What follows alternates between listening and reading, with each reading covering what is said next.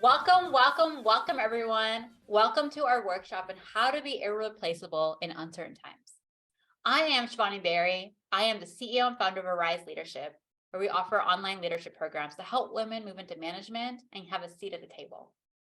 I'm really excited to talk about this topic today because these are really hard times, and I want to work through it with you to understand how you can stand out. Now, before we get started, throw a yes in the chat if you have struggled to have your ideas taken seriously. Throw a yes in the chat if you've struggled to have your ideas taken seriously. Yes. All right, okay. I see a flood of yeses coming through. Throw a yes in the chat if you feel like an imposter in your role. You doubt your abilities. You're sitting in a meeting, you're like, oh, I don't know if I should say this. I don't know if I have like all the right information. Yes. I definitely been there. Throw a yes in the chat if others are taking credit for your work.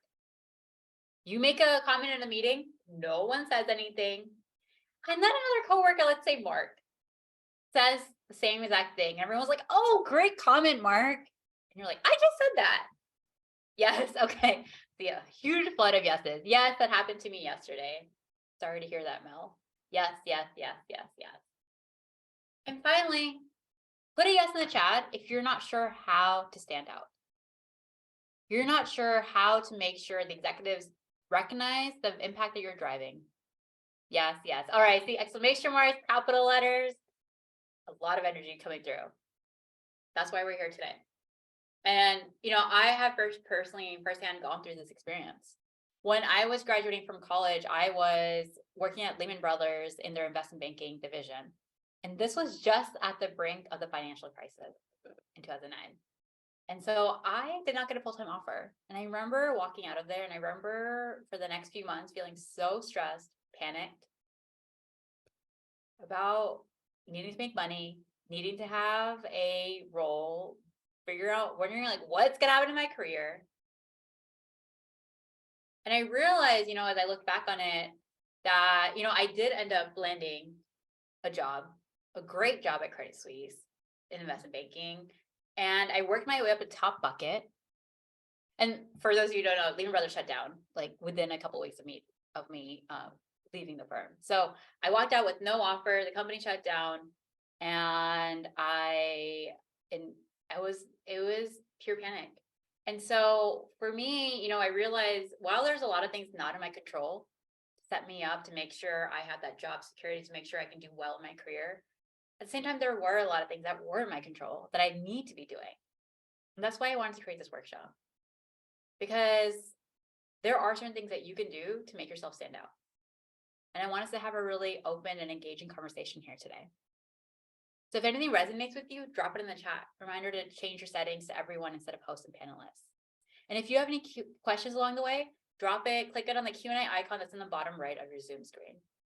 I will take questions at the end, but feel free to drop it in there. You can upload questions, because again, I want to make sure this conversation is really valuable for you. And today I'm going to give you a peek, some initial tips to help you understand how can you differentiate yourself? How can you make sure that you're seen as valuable? And I cover more, and then I'll share more about the leadership program where we go deeper into that. So, as we're diving in, I want you to drop here where, I want to cover some key beliefs I've seen from a lot of the women that we work with. One, good work is enough to make me irreplaceable. Is this you?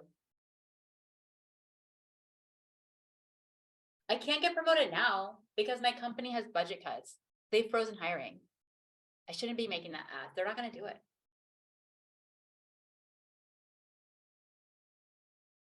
If I ask for a promotion, they'll think I'm not a team player or self-centered. They'll think I'm selfish. They'll think I'm asking for too much. Or maybe you're thinking, if I put in more work, more hours than everybody else, it's going to make me more valuable. If I just stay late, if I come online early, if I work through lunch, if I work on the weekend, they're going to realize they can't get rid of me. They're going to understand how much of an impact I'm driving, how critical I am.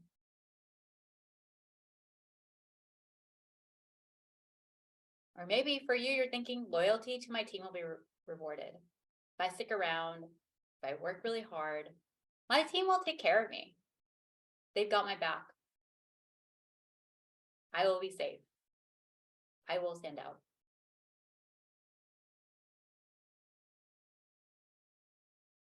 Are you guilty of believing in any of these statements? Put a yes in the chat if that's you.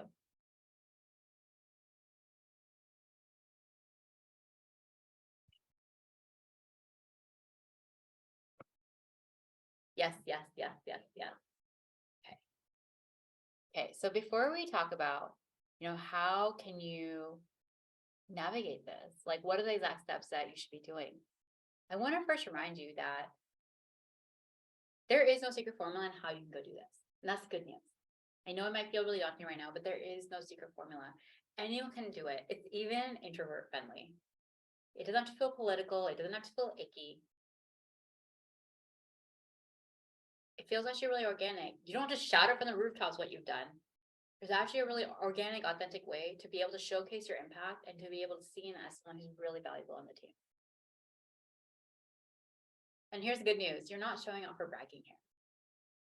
So often I hear them like, yeah, but I don't, it just feels like I'm just like touting myself.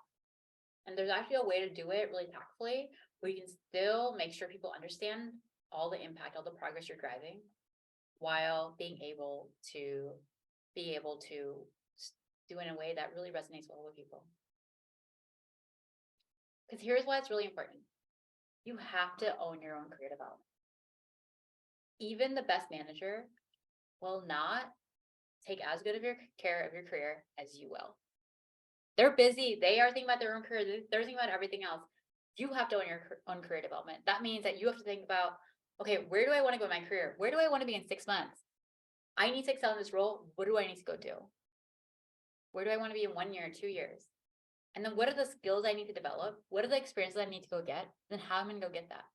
Maybe for you, it is working on a certain project that will help you develop certain skills. Maybe it's for you taking on some professional development opportunities. Maybe it's for you to be able to work in a new part of your team. Whatever that is for you, you have to own it yourself. You can't expect others to do it. And it becomes especially important right now because your colleagues are stressed, you're stressed. Companies are having layoffs, they're having budget cuts. We're in a recession. And so you have to do everything in your control to make sure that you stand out.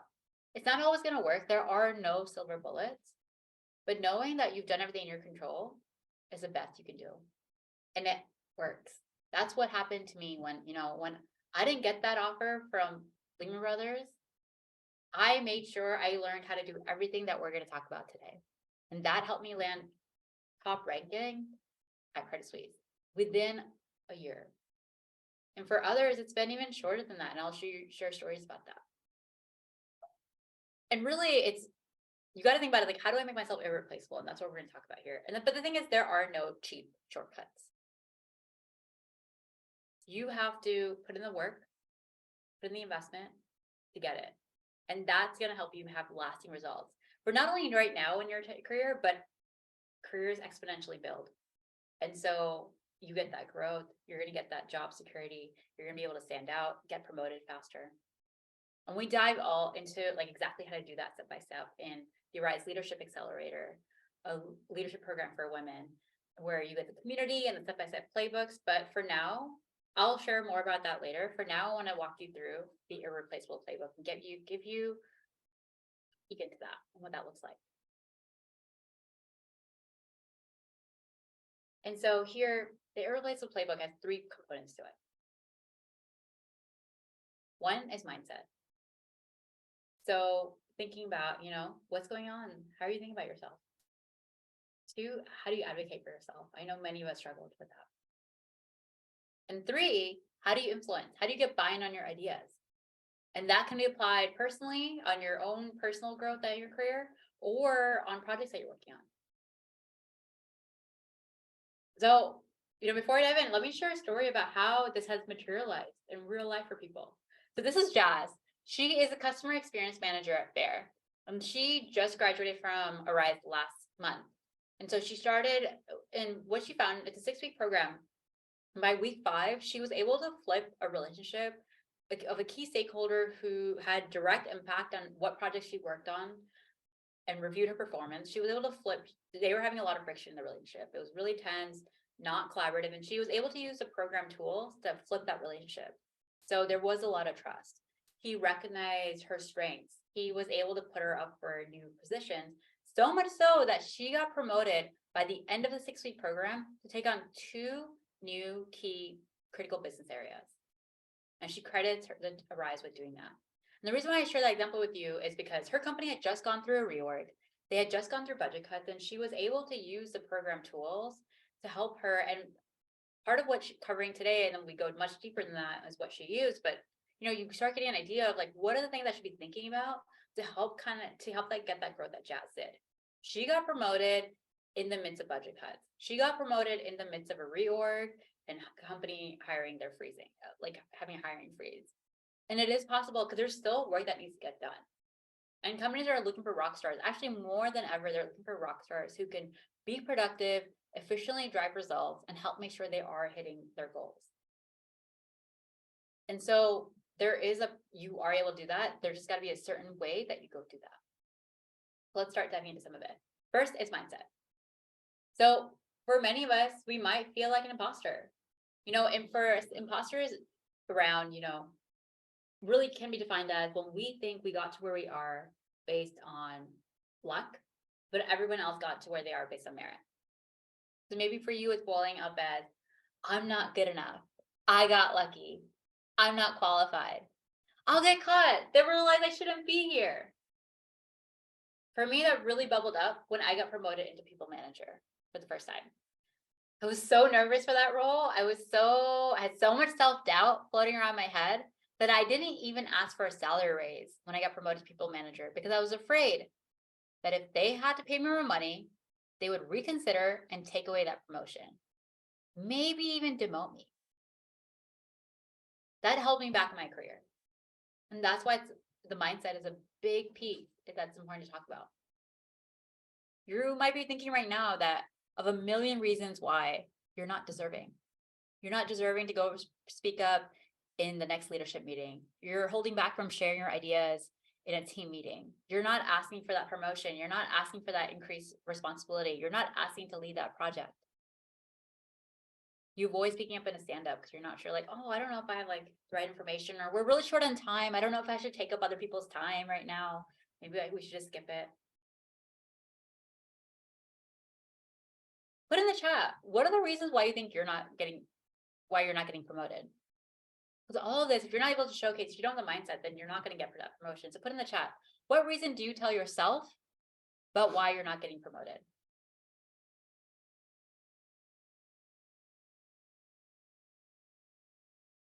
Maybe it's not the right time. There are no hiring. No one's getting promoted. I'm not good enough. I'm not ready. What reason do you tell yourself about why you're not getting promoted? Throw that in the chat.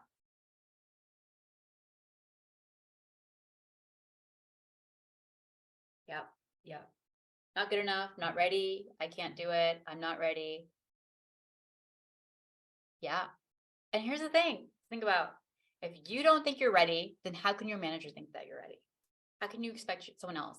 If you don't think your comment in a meeting is good enough, then how can you expect someone else to be like, create space for you to speak? And the thing is, like, what we want to work on as part of this is getting you to that state where you do feel ready, whether that is a mindset shift and skills development. Often it's a combination of those two. And the skills development help lead to the mindset shift. So before I talk about the skills you need to develop around this, I want to talk about this other second part of the playbook that's really critical. You need to be able to advocate for yourself. You need to be able to ask for what you want. And often I hear so much from our risers, it's bragging if I talk about my work. If I tell them, like, here's the results we got, or I solved this problem, my manager's going to think I'm just showing off. Myth. So put in the chat, are you guilty of not talking about your work? Are you guilty of not sharing updates with your manager? Because you're like, oh, I don't know if this is like big enough. We haven't actually launched the project yet. I don't want them to think I'm just bragging. You don't share things with your team. You got some feedback from a cross-functional partner about how great it was working with you. You don't share that. You're like, oh, well, the manager's going to think I'm bragging. It feels awkward. Oh yeah, yes, absolutely. Yep. Yes, yes, yes, yes, yes, yes. Oh, nice to see you, Sasha. I love seeing older risers in the chat. Amazing. And here, the big thing is you got to showcase your value. Because if you don't talk about it, they're not going to know what's happening. They're busy. And actually, in the absence of information, people assume the worst. They assume that things are actually not getting done. Here's the other thing why we often don't talk about our work, why we often don't make the ask, we don't advocate for ourselves, is we think getting no is a failure. Oh, well, if I ask to go to speak to this meeting, they say no, that'll be so embarrassing. If I ask for a promotion, they say no, that's a rejection. That's going to really hurt. When in fact, you have to actually ask for what you deserve. I have asked for every single salary raise and growth opportunity and promotion that I've ever gotten. Every single successful person I know has done the same thing. Because people aren't proactively thinking about your growth. They are busy, especially these days. They are high pressure, stressed out.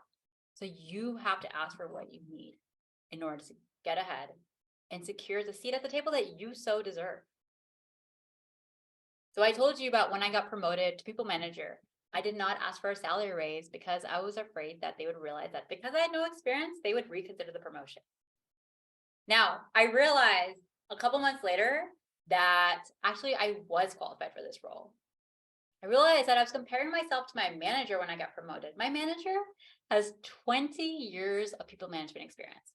I have 0. That's not a fair comparison. I came into a new manager role. And I also realized that everyone is new to people management in the beginning. Seems so obvious saying this out loud right now, but it wasn't obvious to me then. I was so hard on myself. I was so scared. I was playing it small.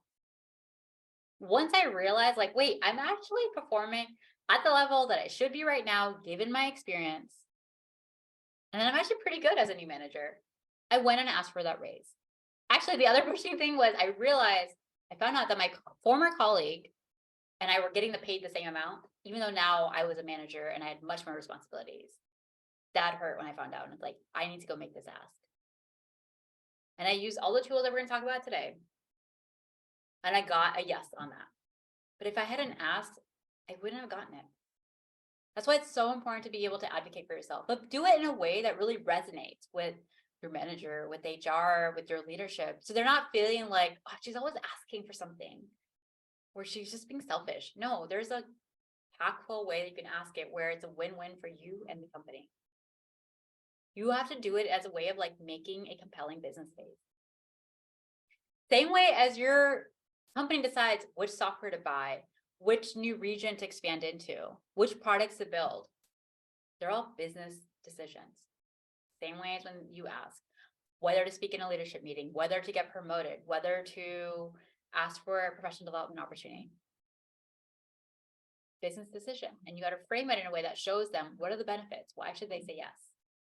And this can really apply to any situation, whether you're asking to go speak at that meeting I was mentioning, going to an executive meeting, working on a specific project, expensing a professional development opportunity, you want to go to a conference, you want to take a course, asking your manager for that, and building the case for why. Asking for a change in your work schedule, requesting a salary raise or promotion. For example, when I was a product lead, my team was responsible for leading some critical project, like the key product in our company. We were doing complete rehaul. So it was our company OKRs, it was being discussed at the board level, and there was a executive offsite coming up. But I was not invited to the offsite because my title wasn't senior enough.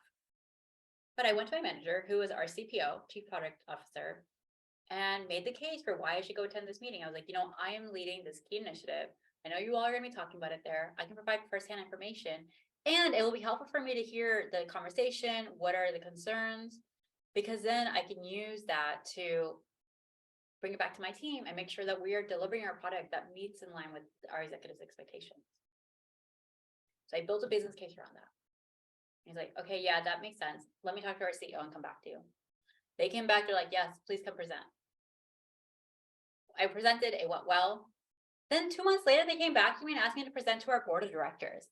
I didn't even make that ask, but because they had known that I, one, can handle these kind of situations and I'm good at it, and two, that I'm interested in these kind of situations, I got the opportunity. I was presenting to our company's board of directors of this multi-billion-dollar company. That was an opportunity I never expected to have. Coming out of that, one of the directors became my mentor. She was the CFO of a Fortune 100 company. I would never access that kind of situation, that kind of level of expertise and advice if I hadn't raised my hand initially. And that's why it's so, so important to advocate for yourself in good times and in bad, because that's the only way you're going to get that exposure and get those opportunities that you're seeking. And that brings me to, I always get that question. That's why I called it out, good times and in bad. You always have to be advocating for yourself. Let's say you have performance reviews 6 months down the line. You should start having those conversations around what skills you should develop, go develop those skills, start telling your manager about the promotion, but now. A year from now, you want to get promoted. Whatever that is for you, like you need to start talking about your wins. You need to start talking about your impact. You need to start making the ask now. For example, this is Katerina. She is in sales at Google. And she graduated from Arise last year. And Arise, formerly known as Ascend. And she graduated from Arise last year. And during the program, she was interviewing for a more senior role at Google. And so she would tell you herself that she usually struggled about talking about herself. She would get really shy and self-conscious. And she was able to use the Arise's program tools to help her create really concise, articulate, compelling stories about the results that she drove in her previous role and why she was ready for this next level challenge. And it only came once she had the confidence in her abilities and the tools to be able to convey and convince people about why she's ready for the next level challenge. It worked so well that she got promoted to that more senior role. And that's why I share all this stories with you, show you that once you know how to influence, once you are able to advocate for yourself in a really strategic manner, it unlocks so many more opportunities for you than you might expect. So now let's talk about, how do you influence? Now, the reason why influencing is so important is because everybody at the top knows how to do it. That's how they got to the top. If you think about it, it makes sense. As a manager, you're not actually doing the work. You are guiding your team to do the work. Same way as a conductor at a symphony. She doesn't actually play the music. She guides the musicians to play music. So if you want to achieve what the people at the top have achieved, you have to know how to influence. Influencing for your projects, trying to get people to rally around like, okay, these are the goals for this project. This is the deadline. You have to get me this by Friday. Getting buy-in on that. Getting buy-in your recommendations. Getting buy-in on why you should get promoted, why you should go get this new growth opportunity, why you should go speak in the meeting.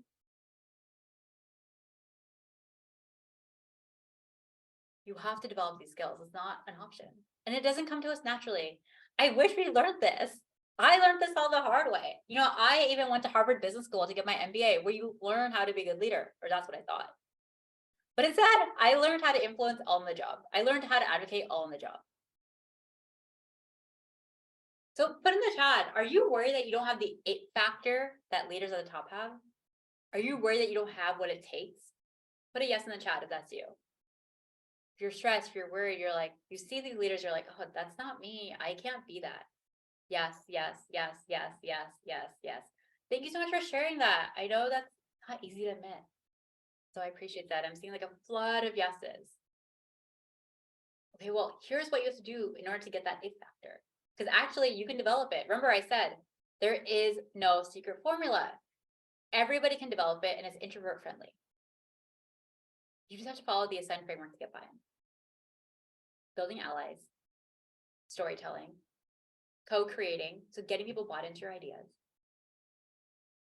Empathetic listening.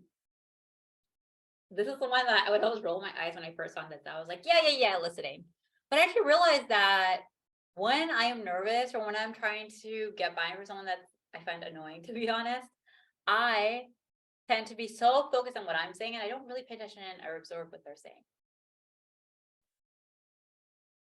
numbers and data, and demeanor, your presence. How are you showing up? Are you taking up space? All of this matters. And you can apply this framework in any situation. So whether it's high pressure, probably are facing that right now. High stakes, high pressure, a lot of like, when am I going to get this? Why is this taking so long? You can't get any more resources. We're undersourced.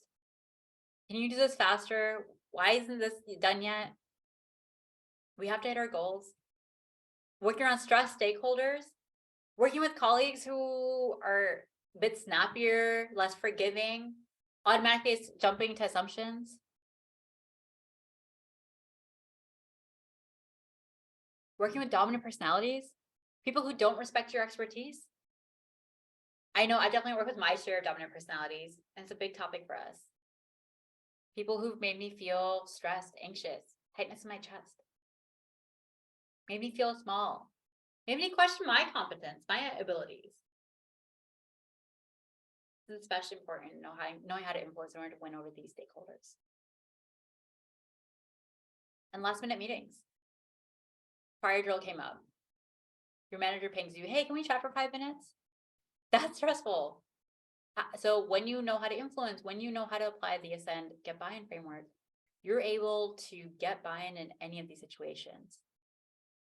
Because the thing is, once you know how to influence, it's a huge confidence booster. Let me share some examples of why. This is Althea. So she joined us in Arise because she's a product manager and she was having a hard time working with some of our key stakeholders, including the CTO, the Chief Technology Officer, who was a really important stakeholder for her. She wasn't being included in key meetings. She wasn't able to have the impact in her role that she wanted to. It was hurting her growth. It was honestly it was a very stressful situation day to day. It was just like mentally draining. And she wasn't able to get that growth and impact that she was seeking and deserved. When she joined, she was able to use the program tools to better convey her ideas to her stakeholders, including the CTO. She took it a step further. She actually gave the feedback to the CTO about how when they interacted, he made her feel attacked. He made her feel really like he wasn't valuing her experience. And the conversation went so well that they had a breakthrough in their relationship. Now he comes to her to seek out her opinion. That's the dream, right?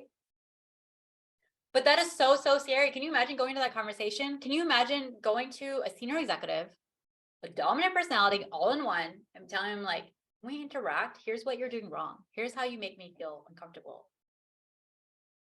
To help her have that conversation, she practiced having a role play within the leadership program before she actually went and applied the tools and the frameworks we used. When you know how to influence, you're able to turn these gnarly conversations on its head and really improve your relationship, as you saw with Althea, as you saw with Jazz.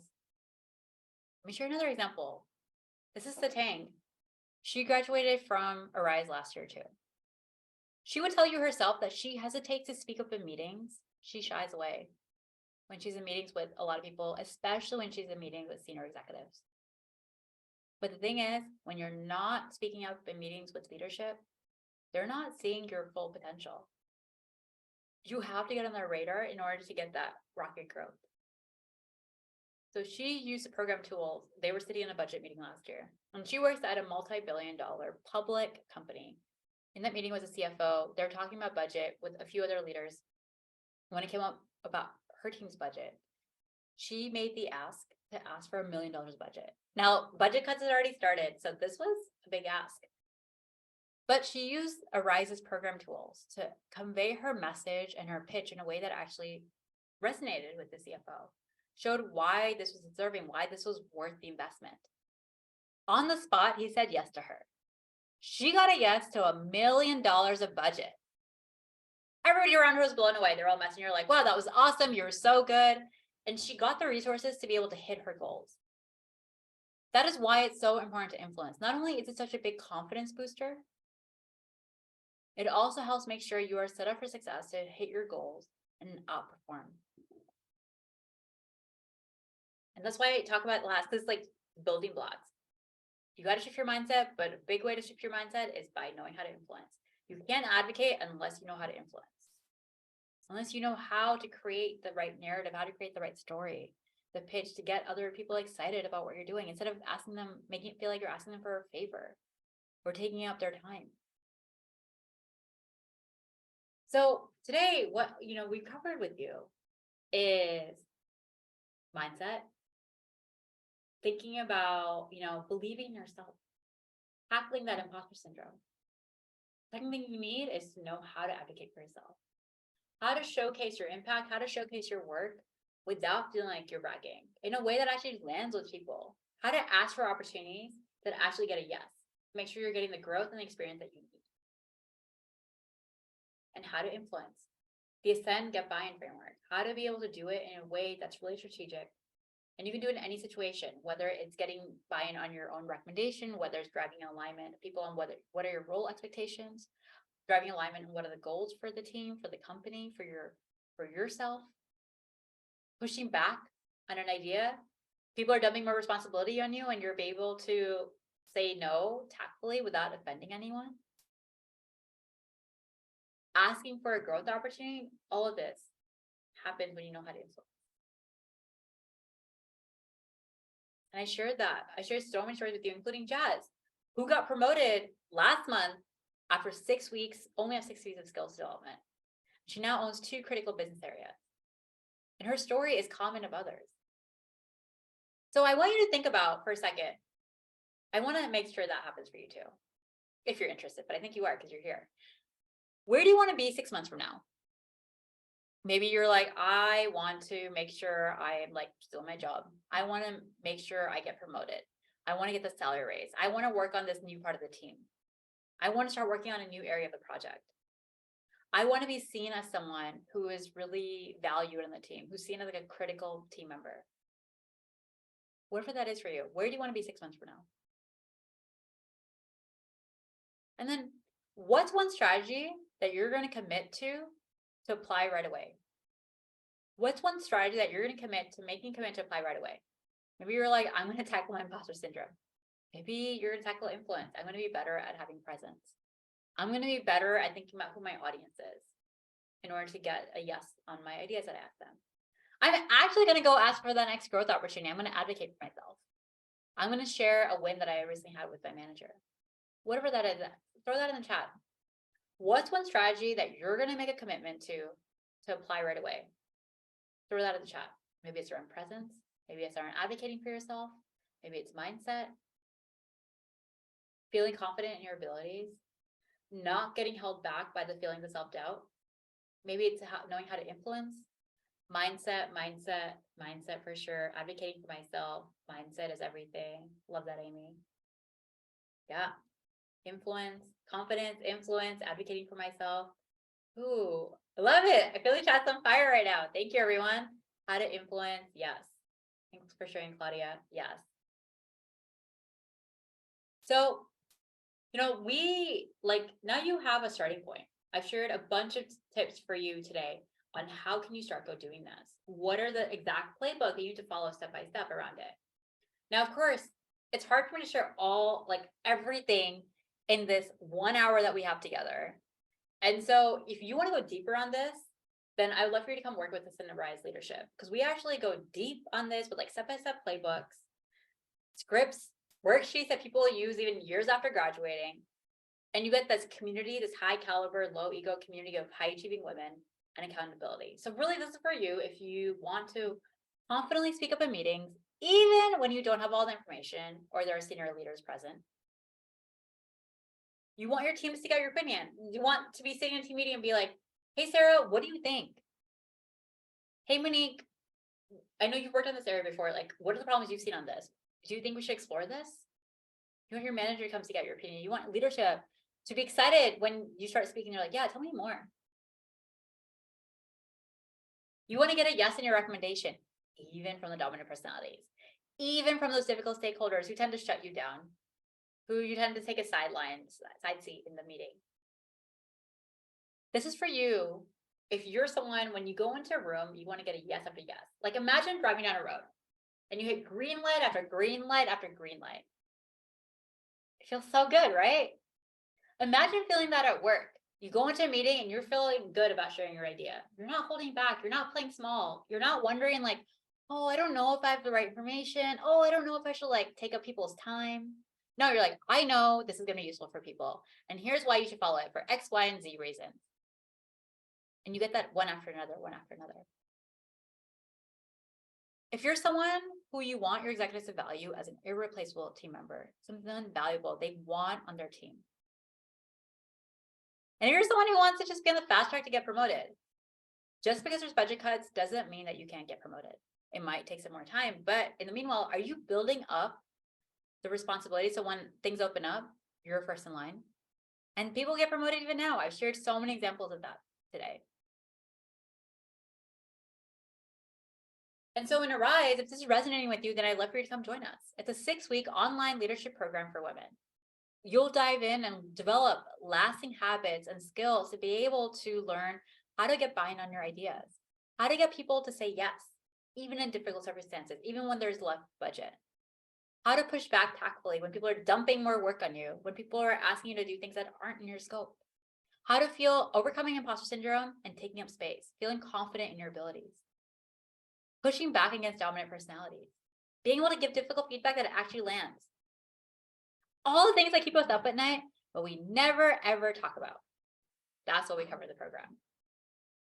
And so really, today I've shared stories with you about our graduates from all over the world, from the best companies, from Fortune 500 companies, from top tech companies, but how they've gotten promoted, how they've been able to land more growth opportunities, how they've gotten more visibility in front of senior executives. They've been able to push back, get more work off their plates, be able to get more resources, more budget. They've been able to advocate for themselves and have a seat at the table. Now, what makes the program really unique is 3 key things. First is our learn by doing approach. Everything we do will have a clear step-by-step playbook of what to do, including what do you do when things go wrong, as they often do.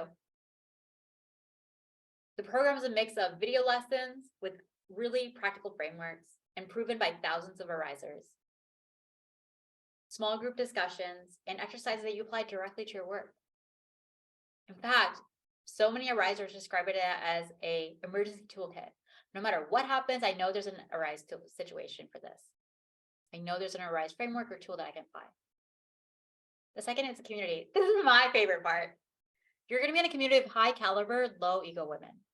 Women who are in your shoes, who understand what you're going through. It has been empowering for arisers to recognize, oh wow, I'm not alone. A bunch of smart, qualified women face the same exact challenges that I do. And you get to learn faster because you get to learn from each other's mistakes and challenges. So when you see it, you're like, oh yeah, okay, I've done this before. It's like when you're in school and someone asks a question and you're like, before the teacher's like, does anybody have questions? Like, no, I got everything. And then someone asks a question, you're like, oh yeah, I'm wondering about that too. And then you have more clarity. It's the same way. This community is so powerful. And you get to be in our community even after the program finishes because you're an alumni. And after that, we can come back and ask questions and get support. And finally, the accountability. These are really stressful times. We have full plates. Also, I think we're all feeling pretty burnt out. This has been going on with the pandemic and now this, like for the past 3+ years. So I know it's hard. But I promise you, the number one piece of feedback that we get from people is, I wish I'd done the program sooner. So we've designed the program. We know you're busy to help make sure you do stay on track while blending this in with everything else that you have going on. So if this sounds interesting to you, I want to extend our early bird tuition to you at $2,500. This is a $1,000 discount of $3,500. We do offer payment plans. This will only be valid until Friday. And so if you're interested,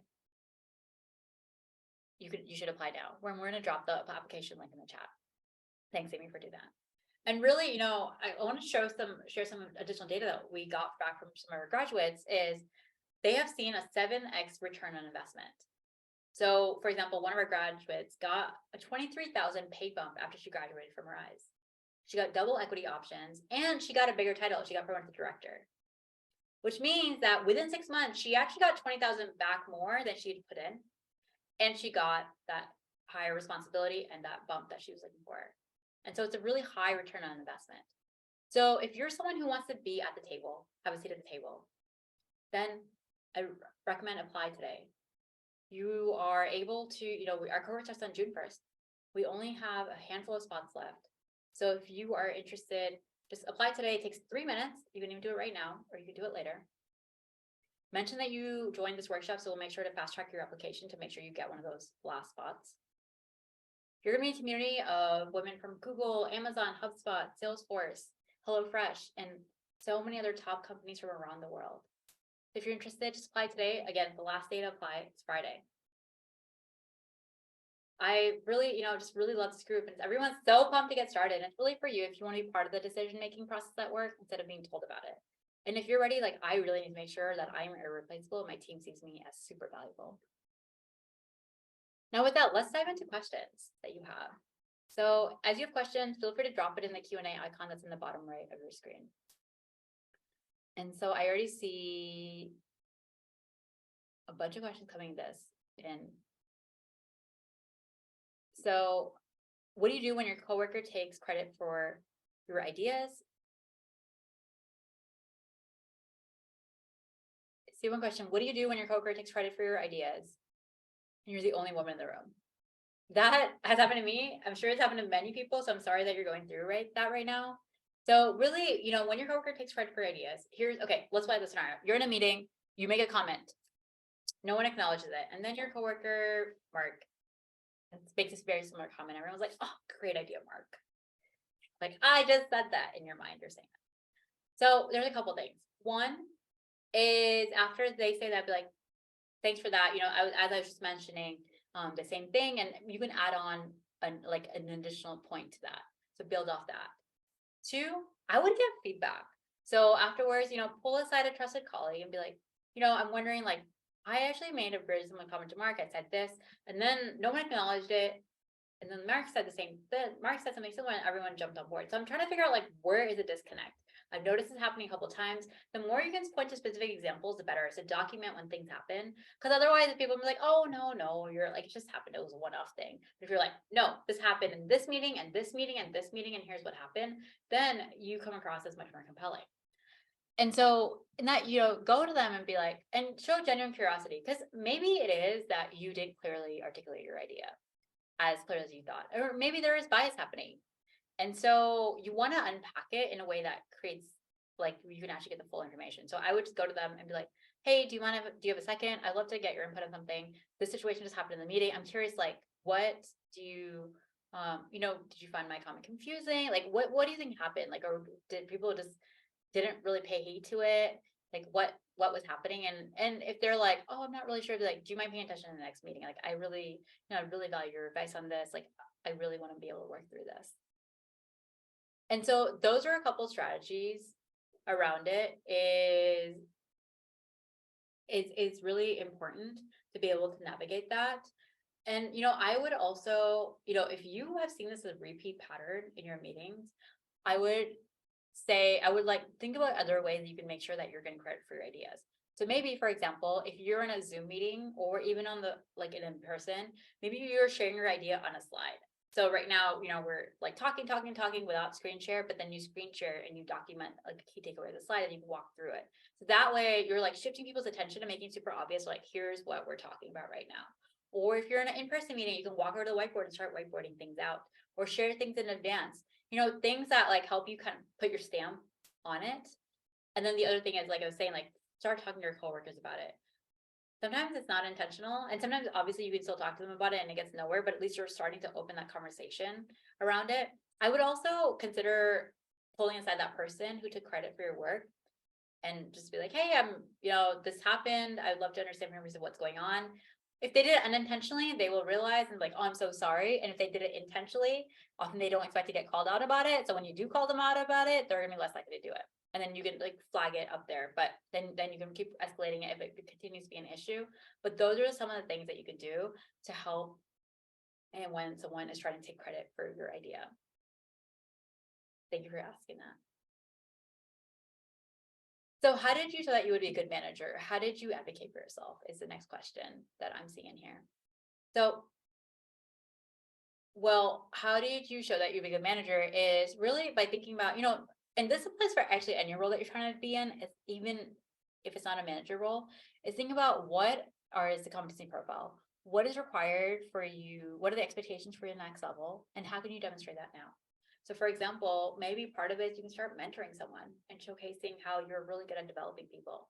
Maybe for, and obviously the table stakes, you need to outperform in your current role. And so everything we've talked about here today, knowing how to influence, like knowing how to give difficult feedback, knowing how to like stand up for yourself, are all table stakes in order for you to outperform in your current role. And then once you have achieved that, it will help you get promoted to the next role.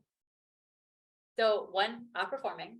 2, look in the competency profile and think about, what do I need to do to get to that next level? Maybe it is I need to work on a certain type of project. Maybe it's I need to start building relationships with people who are actually in the room who are going to be making the decision. Because remember, majority of our decisions about whether or not we get promoted, what projects we work on, whether or not we get to stay in our job are made in rooms that we're not in.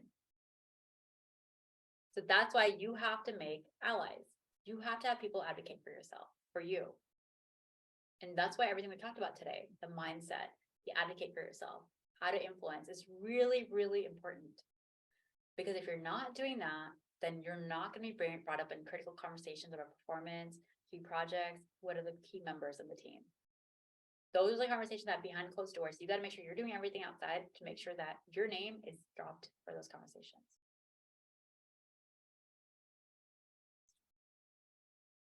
So I see a next question. How do you establish credibility to work towards buy-in when you're new in a company or new in an industry? And this could be also for if you are establishing credibility when you're new to a project.